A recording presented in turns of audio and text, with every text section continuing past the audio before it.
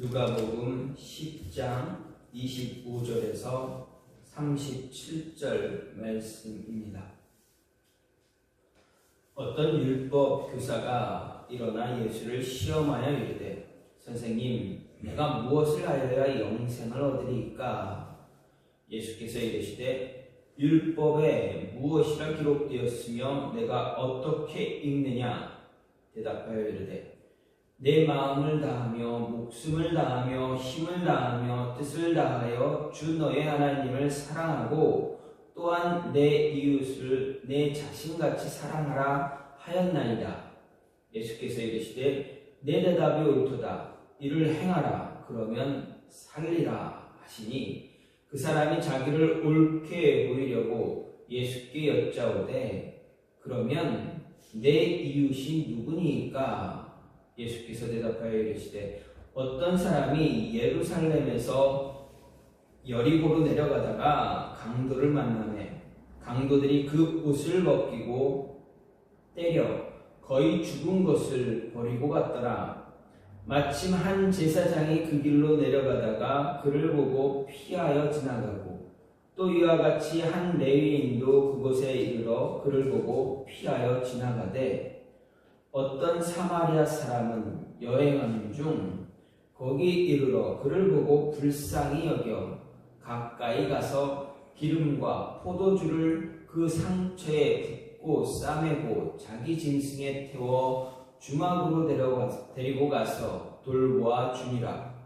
그 이튿날 그가 주막 주인에게 데나리온 2를 내어주며 이르되, 이 사람을 돌보아 주라. 비용이 더 들면 내가 돌아올 때에 갚으리라 하였으니, 내 생각에는 이 세 사람 중에 누가 강도 만난 자의 이웃이 되겠느냐?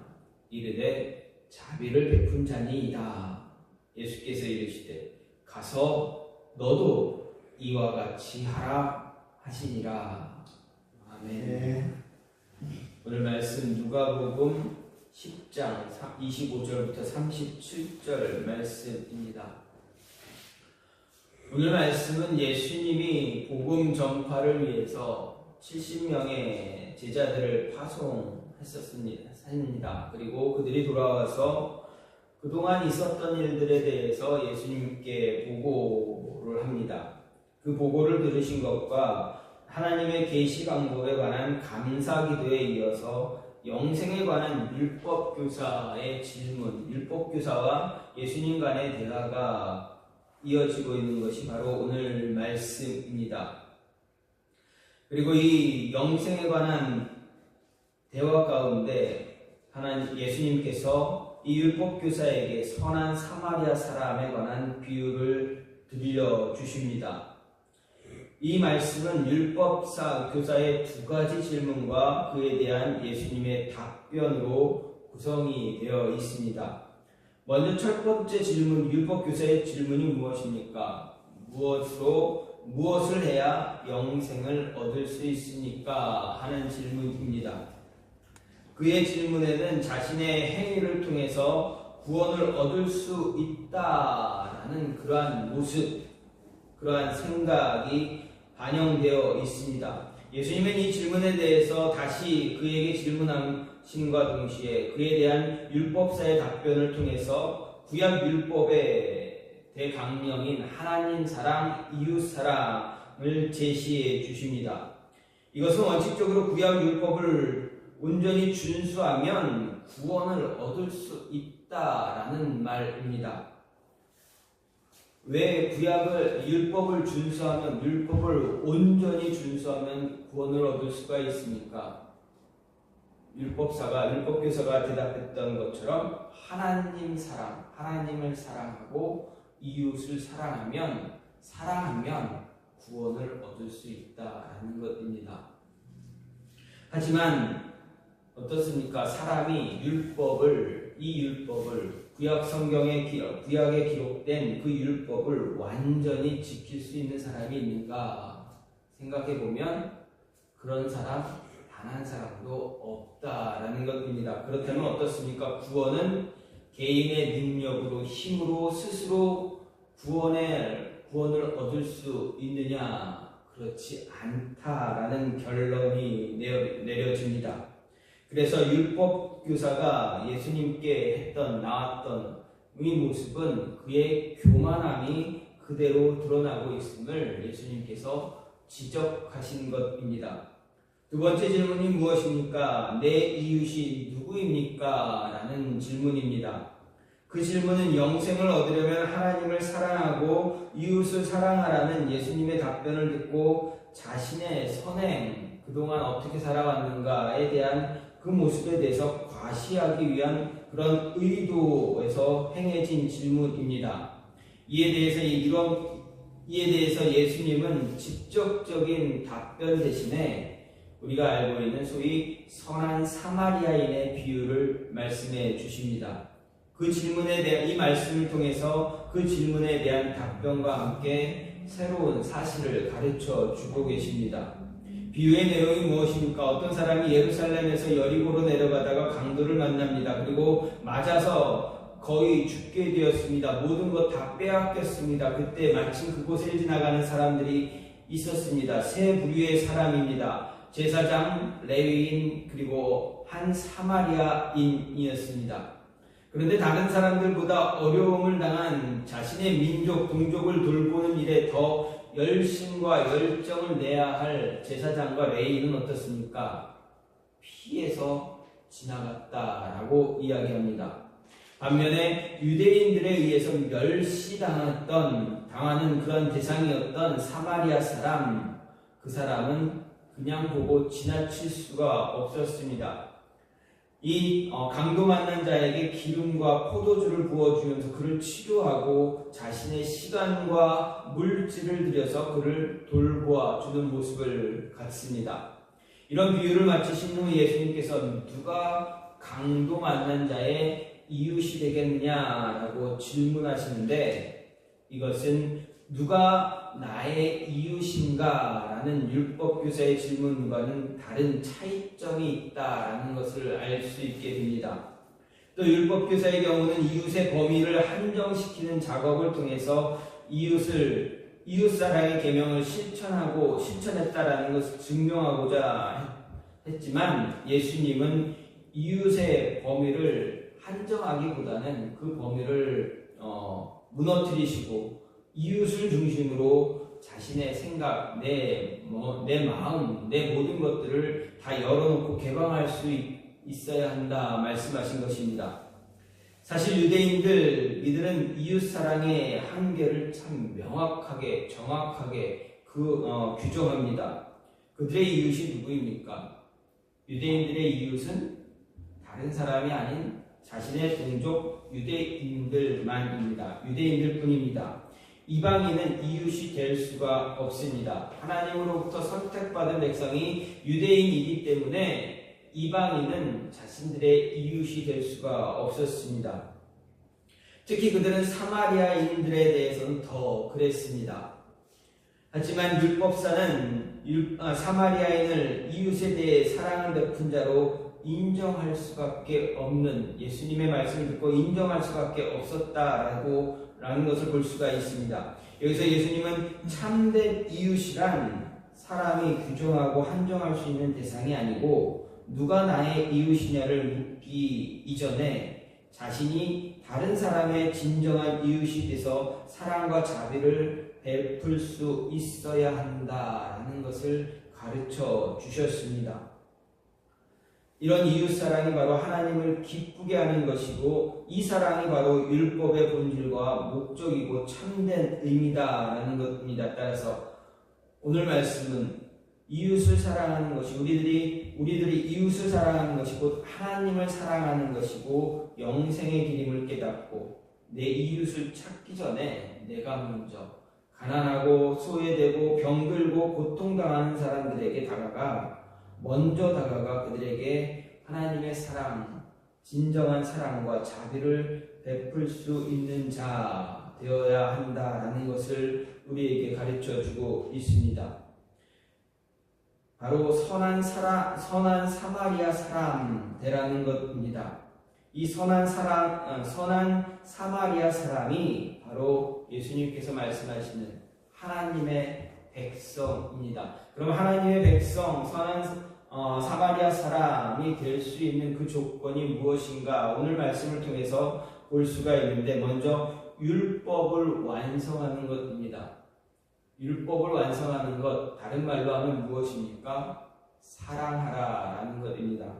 율법의 완성은 사랑이다라는 예수님의 말씀입니다. 오늘 말씀의 등장인물을 살펴보면 한 율법사 나옵니다. 그 율법사는 예수님을 찾아서 자신의 학문과 지식 그리고 자신이 그동안 이루어놓았던 선행에 대해서 인정받고 싶은 목적을 찾아왔습니다. 그래서 예수님을 만나서 25절과 같은 질문을 하면서 예수님과 대화를 시작합니다.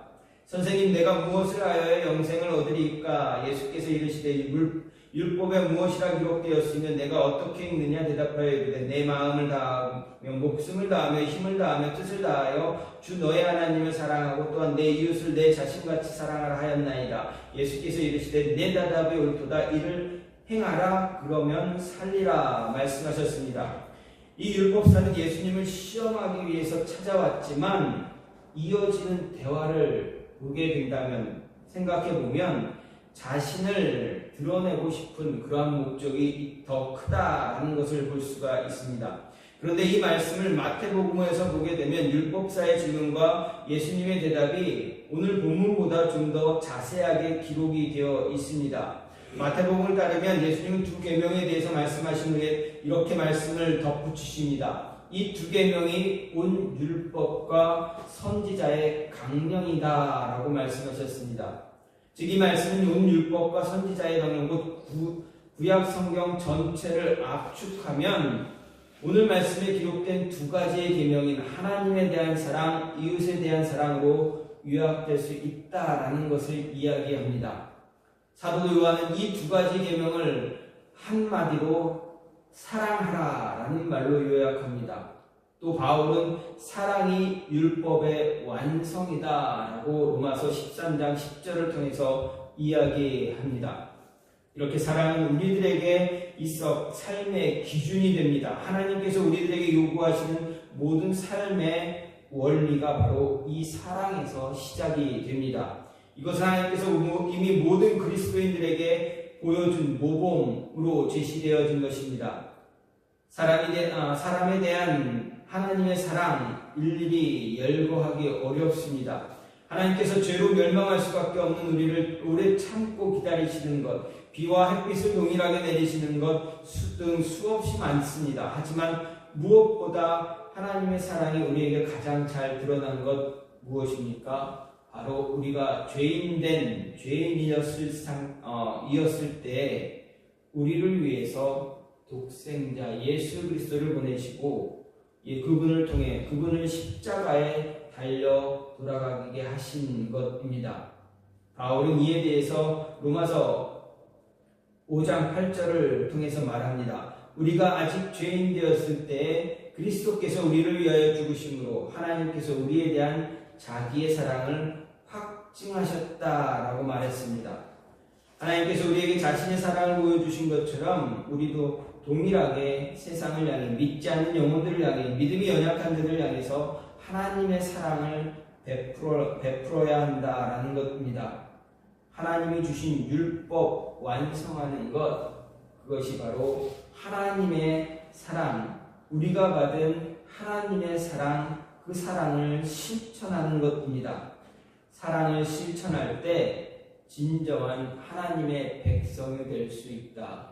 선한 사마리아 사람이 될 수 있는 조건을 갖출 수 있다는 것입니다. 그 사랑, 받은 사랑, 입으로 말로만 하는 것이 아니라 삶에서 우리가 살아가는 일터에서 행함으로 실천할 때 진정한 하나님의 백성, 선한 사마리아 사람이 될 수 있다는 것 잊지 마시고 그 모습으로 살아갈 수 있는 저와 여러분이 되기를 간절히 소망합니다. 또 한 가지는 무엇입니까? 받아들일 수 없는 것을 받아들일 수 있는 모습을 가져야 합니다. 즉 화해할 수 있는, 화목할 수 있는 모습을 가지라 예수님께서 말씀하십니다. 본문에서 율법사는 스스로 자신의 학문, 지식을 드러내기 위해 물었던 이웃에 대한 정의에 대해서 예수님이 말씀하신 선한 사마리아 사람의 비유는 유대인들에게는 도저히 용납할 수가 없는 것입니다. 즉 받아들일 수 없는 사실입니다. 예루살렘에서 여리고로 내려가다 강도 만난 자, 거의 죽게 된 사람, 살린 사람, 제사장도 아니고 레위인도 아니고 유대인들이 아니고 유대인들이 개처럼 여겼던 사마리아 사람이었습니다. 제사장이나 레위인은 거의 죽게 되어 시체와 같은 강도 만난 사람 구하려다가 율법을 어기고 부정하게 될까봐 전혀 도움을 베풀지 않았습니다. 그들이 강도 만난 사람을 돕지 않은 데는 나름대로의 이유가 있다 할 수도 있습니다. 하지만 그들은 결코 강도 만난 사람의 이웃은 될 수가 없다는 것입니다.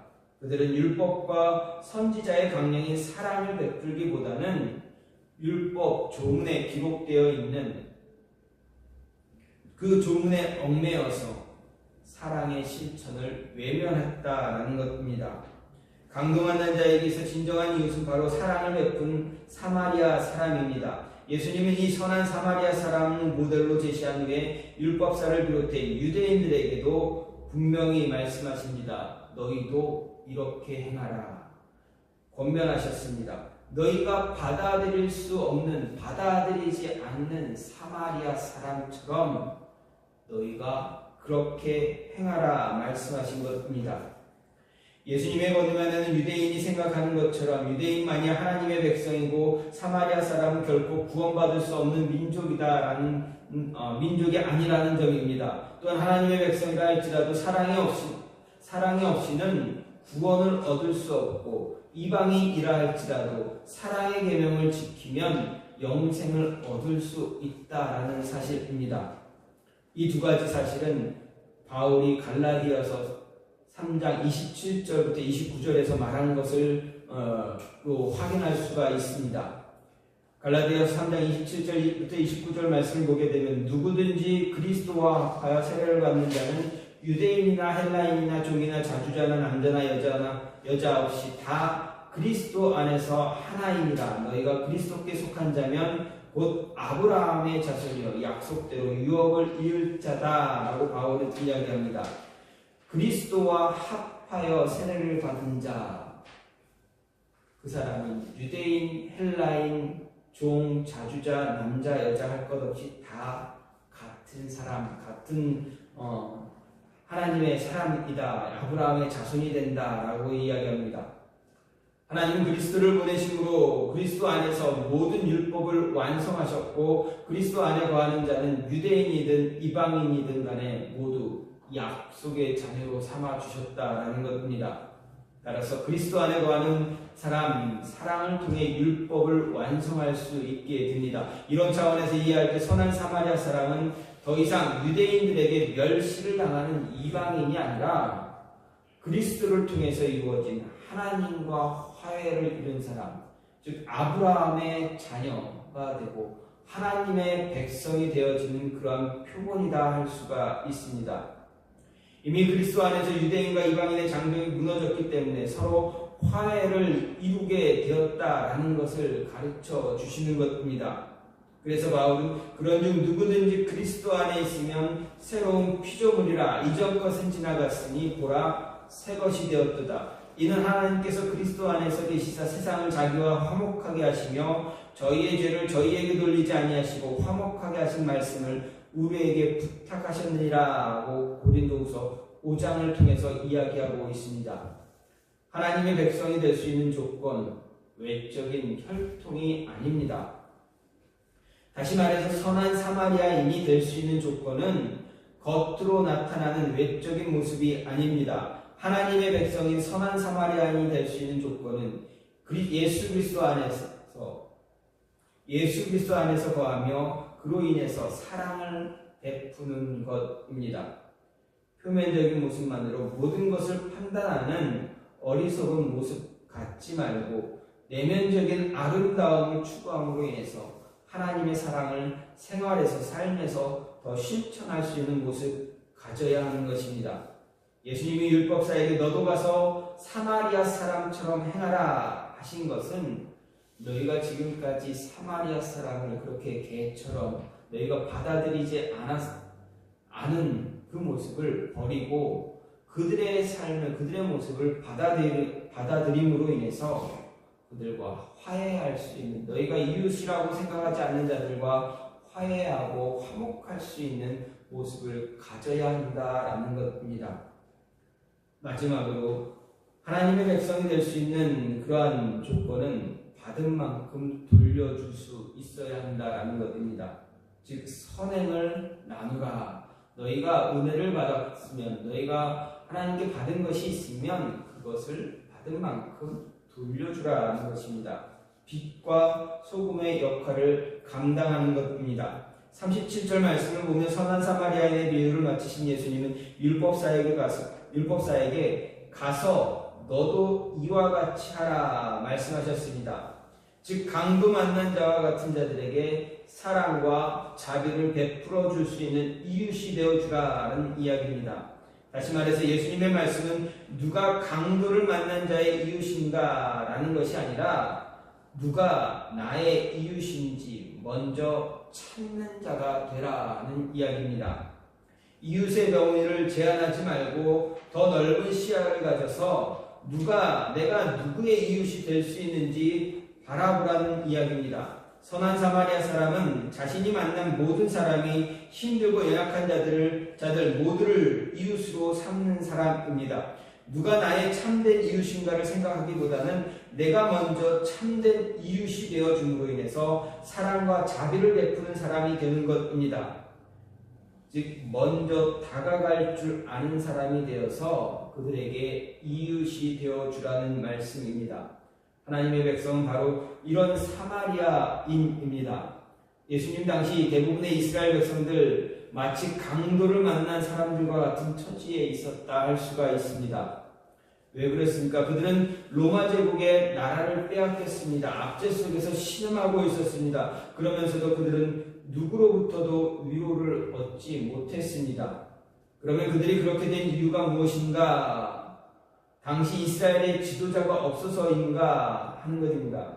그렇습니까? 그렇지 않습니다. 당시 이스라엘에는 지도자는 차고 넘칠 정도로 많았다 할 수 있습니다.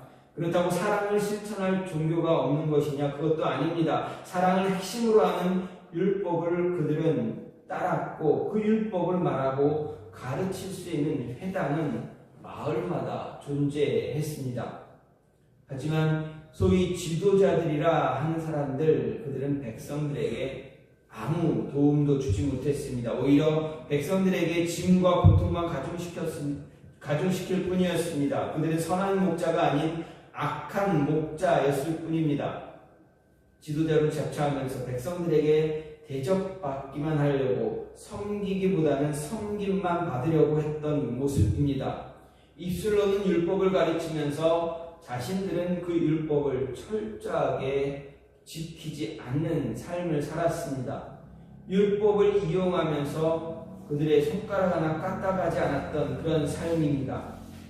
때문에 철공과 같이 내려치는 로마의 압제 속에서 백성들 어디에서도 위로받지 못했습니다. 그래서 예수님은 신음하는 소리가 울리는 이스라엘 땅에 선한 사마리아 사람이 되기 위해서 오셨고 찢긴 백성들의 마음을 치유하기 위해 그들을 위로하심으로 인해서 진정한 이웃이 되어 주었다라는 것입니다.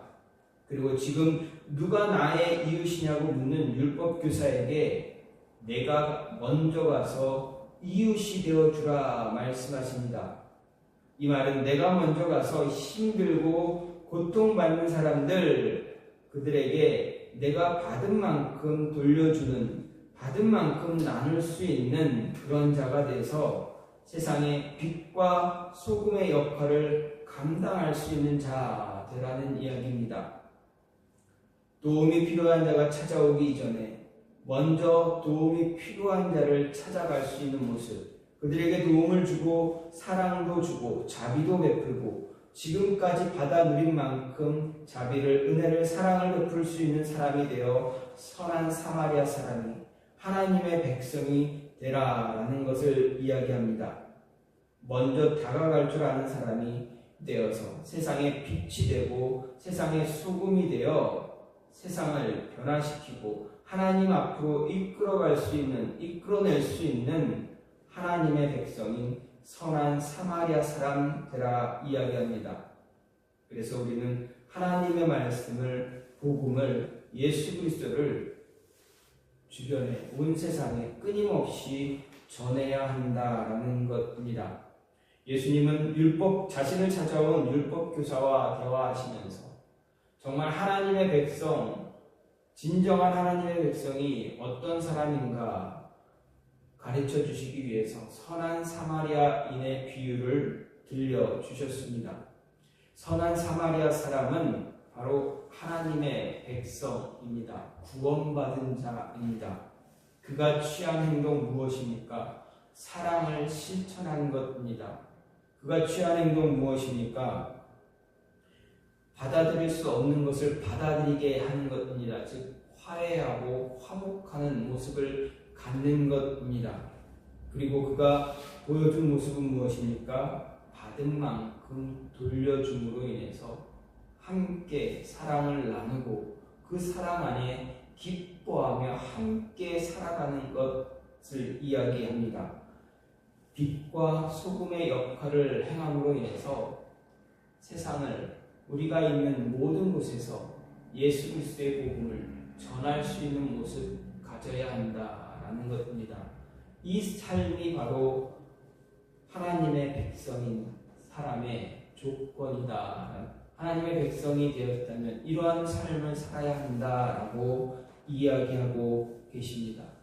저와 여러분이 또 한 주간 살아갈 때 이러한 모습으로서 하나님의 사랑, 우리가 안에 있는 그 사랑을 잘 전함으로 인해서 함께 화목하고 화해하고 함께 있으면 좋은 사람, 함께 있으면 기쁜 사람, 함께 있고 싶은 사람이 되어서 끊임없이 하나님의 사랑을 전하고 자비를 베풀고 빛과 소금의 역할을 잘 감당함으로 인해서 복음을 드러낼 수 있는, 복음을 전할 수 있는 그러한 모습이 있기를 간절히 소망합니다. 이 시간 같이 기도하기 원하는데, 하나님, 우리가 선한 사마리아 사람